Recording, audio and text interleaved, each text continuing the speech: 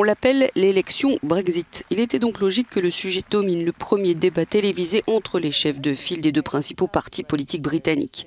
Et l'on peut dire que le conservateur Boris Johnson et le travailliste Jeremy Corbyn se sont écharpés, faisant même rire les spectateurs un brin moqueur. Bojo a défendu son accord Brexit, disant qu'il était prêt à cuire et s'arc-boutant sur sa volonté de donner au peuple ce qu'il veut. Corbyn a répété qu'il renégocierait un nouvel accord avec les Européens et le soumettrait au vote des électeurs. L'accord prévoit tout ce que nous voulions faire pour le Brexit. Notre pays tout entier, l'Angleterre, l'Écosse, le Pays de Galles et l'Irlande du Nord, nous sortirons de l'UE, tous ensemble. Mais il y a une nette distinction entre ce que nous proposons, à savoir mener à bien le Brexit et libérer le potentiel de ce pays l'année prochaine, et tergiverser et reporter avec un autre référendum sur l'UE, avec un Jeremy Corbyn qui ne peut pas nous dire pour quel camp il ferait campagne.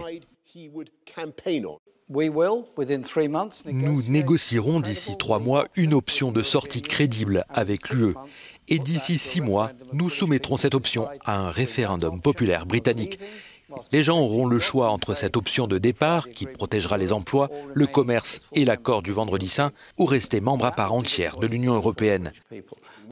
Après 1 heure de débat, les sondages ont montré que le public était divisé sur le vainqueur de ce duel. Pour 51% d'entre eux, c'était Boris Johnson et pour 49%, c'était Jeremy Corbyn. Un résultat qui, selon les analystes, reflète bien la situation.